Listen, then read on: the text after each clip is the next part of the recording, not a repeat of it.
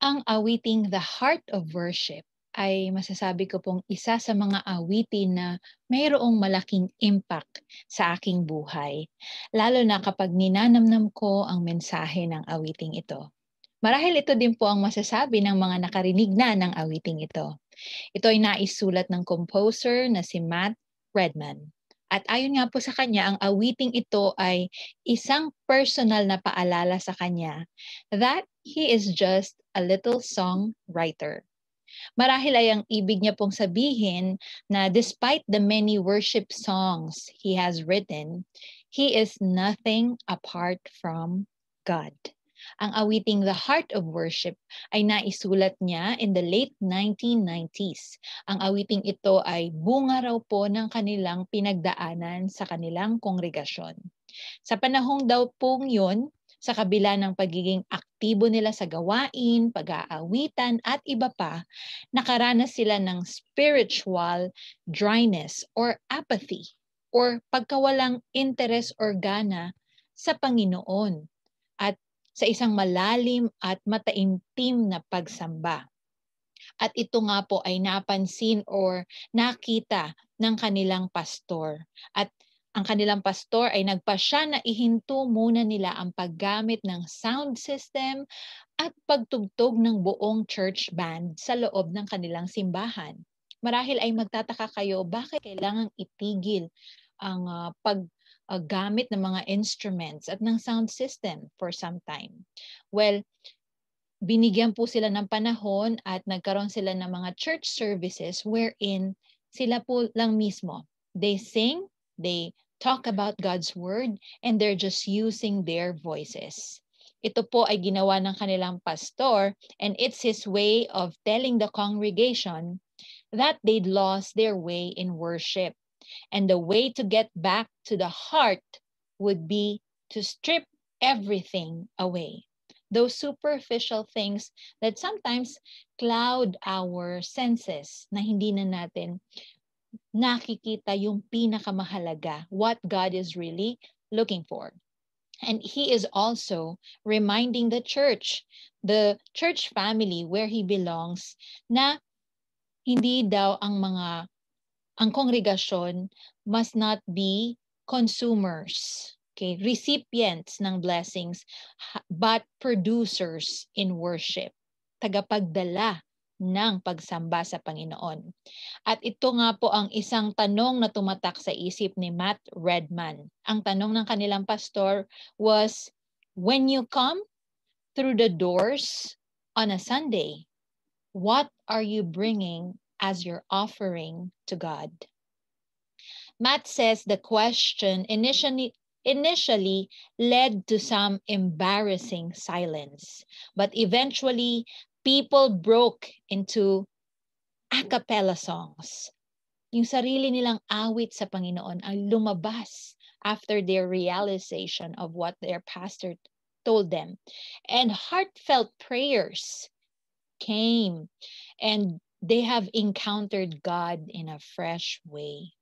Ganon din po ang paalala sa salita ng Diyos sa aklat ng Ecclesiastes or mga ngaral at sa Malakiyas na bigyang halaga at paggalang ang pagdulog sa Panginoon. Sa aklat ng Malakiyas, ito po ang paalala ng Panginoon sa kanyang mga lingkod at ito ang nasasabi. A son honors his father and a slave his master. If I am a father, where is the honor due me? If I am a master, where is the respect due me? Says the Almighty. Iginagalang ng anak ang kanyang ama at ng mga utusan ang kanilang amo. Kung ako nga'y isang ama, nasaan ang karangalan na nararapat sa akin? At kung ako'y amo, nasaan ang paggalang na para sa akin? At ito rin ang nasabi ng Panginoon sa kanilang mga handog na humahamak sa Kanya. Sabi ng Panginoon sa mga dinadala nila na mga bulag, pilay, ibig sabihin wala sa kanilang, yung offering doesn't reflect what is dapat, kung ano yung due to our God.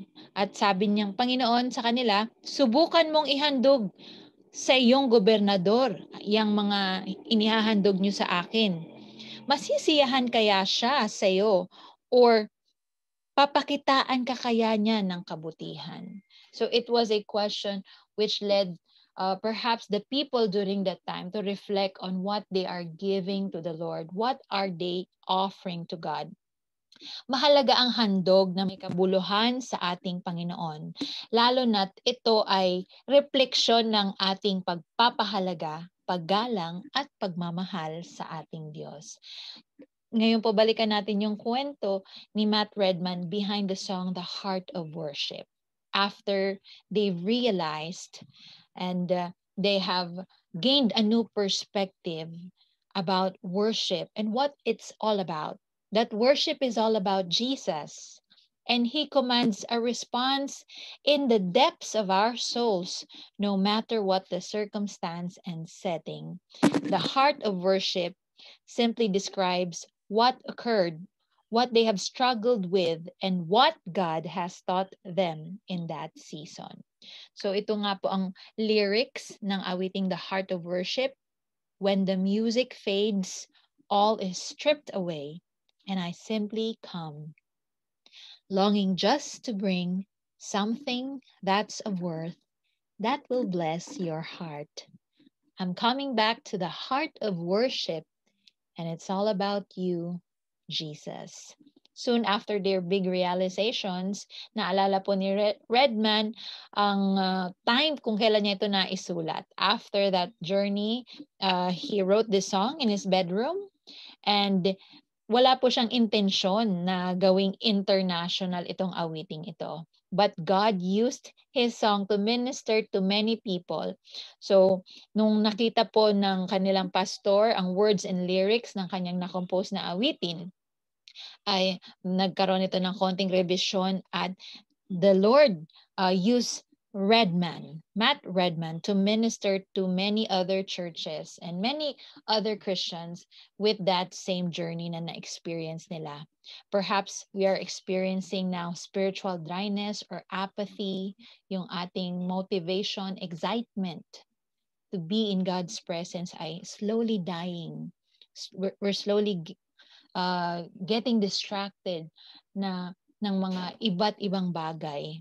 Well, this song hopefully would remind and encourage us, kagaya po ng mga nabanggit ni Matt Redman. Something happens when the people of God gather together and play out the praises of God in the presence of God.